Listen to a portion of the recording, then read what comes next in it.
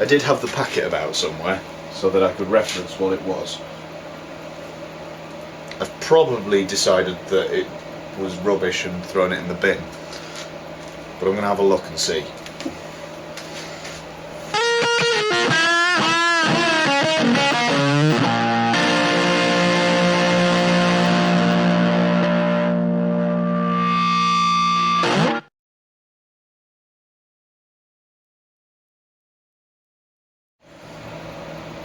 Well, the Phoenix has been strung up for a couple of weeks now. A guitar needs time to settle. You can't just finish it off and then, well, actually you can finish it off and then take it straight out to a gig. I have done that in the past. It's not advisable. It should really sit and settle for a while. Sometimes the humidity changes and the neck wood will contract ever so slightly and you get slightly sharp fret ends. The tension of the strings wants to pull the neck and cause a bit of bow. Sometimes the screws and things holding the bridge in will need to settle in and everything will just need to kind of sit under tension for a little while. So this has been doing that. What I want to do first is cut the nut to its final height. At the moment the strings are sat quite deep in the nut in some cases, but the slots for the strings aren't at full depth. So they're going to go deeper, and then I will take the nut out, only held in with a little dab of super glue under the middle, and then I'll actually file the top of the nut down so that only half of each string is in the nut. So to get the slots to the right depth, I like to use feeler gauges.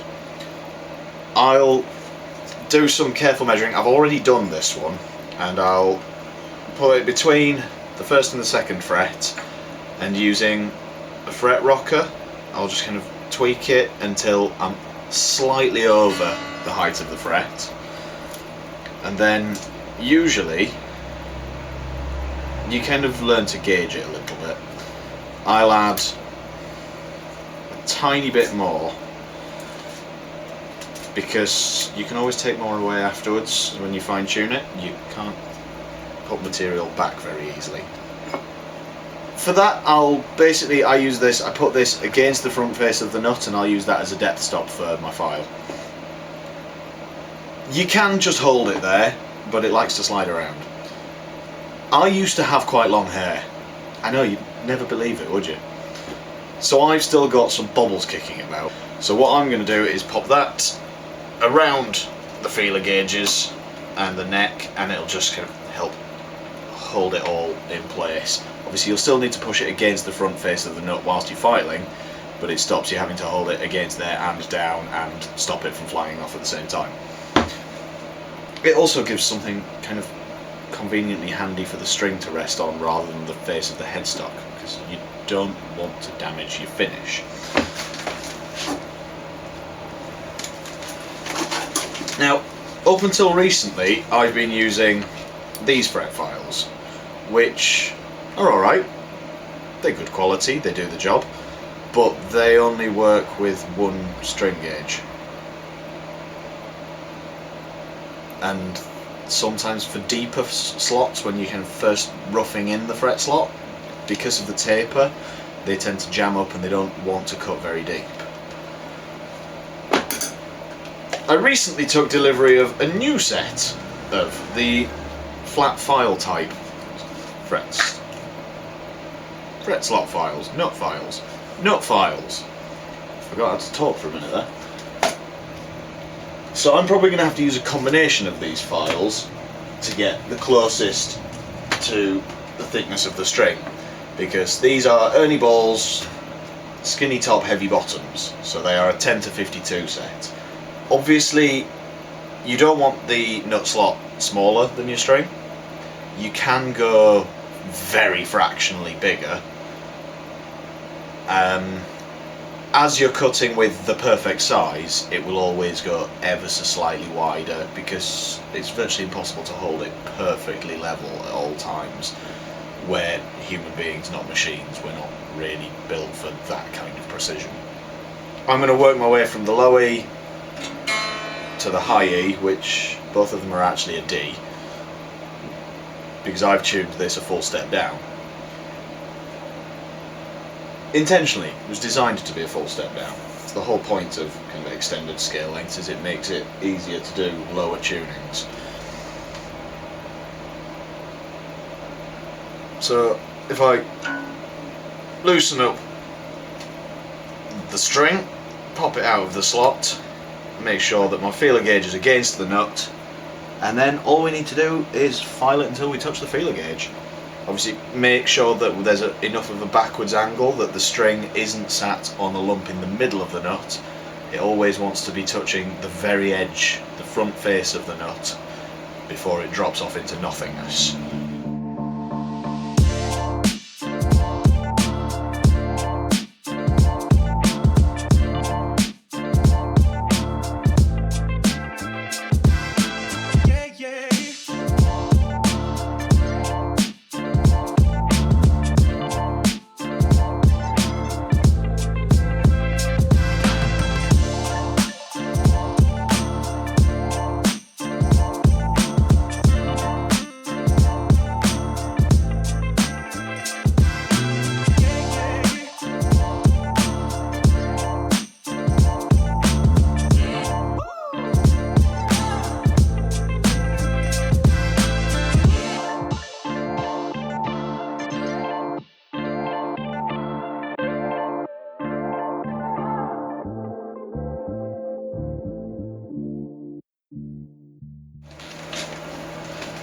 So now I've got the slots cut in the nut, I need to cut the nut down to height because we're quite a long way over where we want to be. The pencil line that I initially drew is pretty damn close, and to be honest I should have just taken it down there to start with. But I've got the nut clamped up in my little vice, which you can get a proper, I don't know what the actual technical term for it is, but it's used as a nut vice and it's advertised as a nut vice. And the jaws kind of taper up to almost a point, so you can get a much better angle and much closer to the nut whilst you're shaping it. I haven't got one of those. I need to invest in one. But because this is a multi-scale, the nut is angled, I need to make sure that all my filing is at the angle of the strings rather than perfectly parallel to the nut. So I've clamped my vice down to my workbench because it's not actually attached to anything, which, for anything like this, if you can attach things down, it makes life easier. But I've got my big bastard file, which takes aluminium away quite quickly, and I'm just going to work this down to the pencil line, and then I'm going to get a finer file and I'll smooth it all off, and then it's just on to sanding and polishing. And then I can put it back in the guitar and sort out all the other bits that I need to do. This bit needs to be comfortable. Obviously your hand is probably going to end up hitting this bottom corner with it being angled towards you. So I'm going to make sure I round all of this off and polish it up to nice soft corners. The only bit that really needs to be a hard flat surface is the front where the strings touch. So you've probably seen nuts that have been kind of cut away between the strings and all kinds of funky shapes. I'm not going to do all of that, I'm just going to make it nice and comfortable. But as long as your strings are sat on a nice hard flat edge, then the rest of it is fair game. Go wild.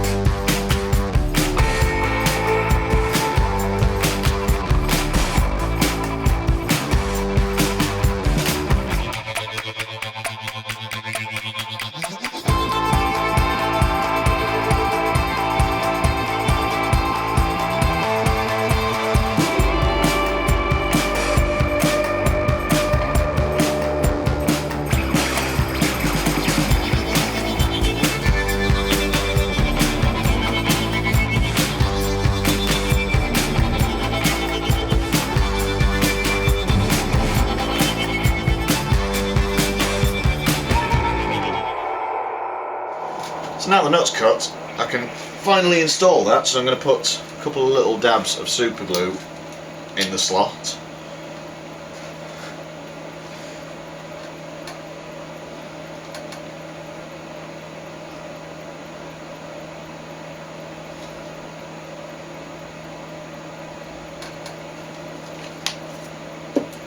It doesn't need a lot, just a couple of spots.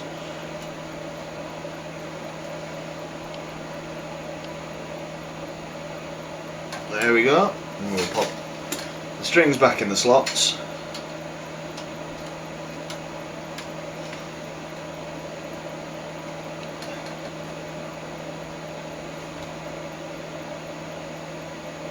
And that's the nut cut.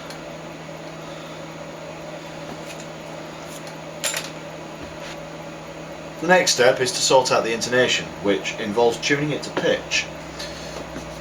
So, as I said before, this guitar is meant to be tuned to D standard, so that's what I'm going to tune it to.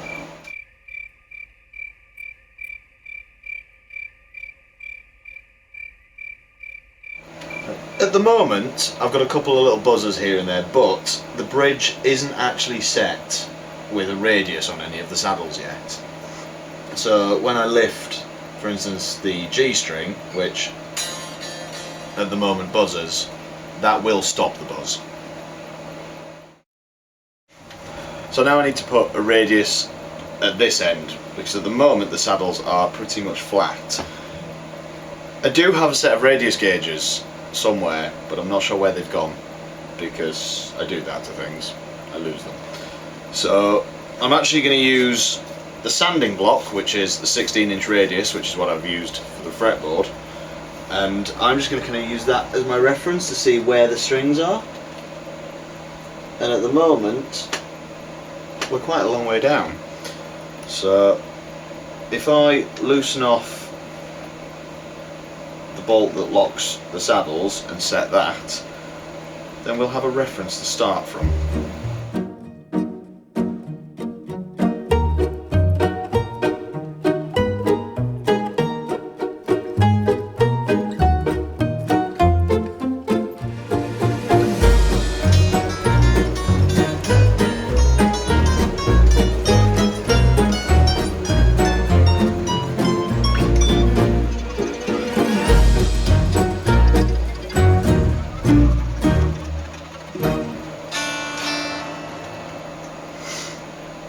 Now for the intonation. Obviously the saddles are already angled. I want the same note at the nut as the 12th fret. So if this is a D, I want the 12th fret to also be a D, which that is. That's nice.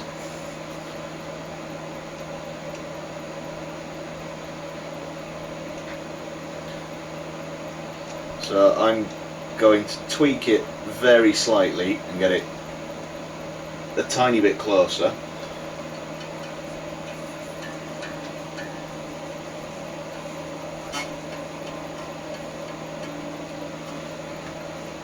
And then lock it down.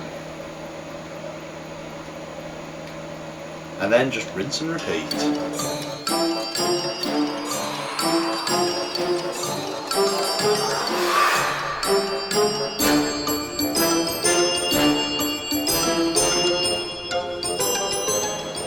Everything sorted. So there's only one job I need to do before I can go and really test this. I didn't have a long enough screwdriver to put the second screw in the jack plate, but I do now.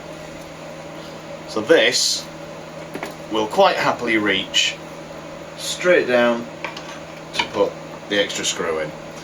So I'll put that in, and then I think I'm going to go and record a demo.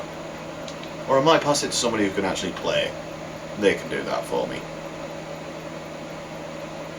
But I'm going to make you wait for that, so that'll be a new video again.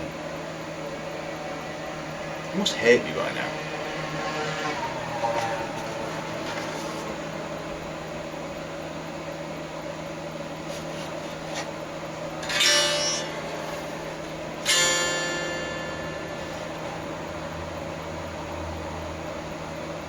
nice.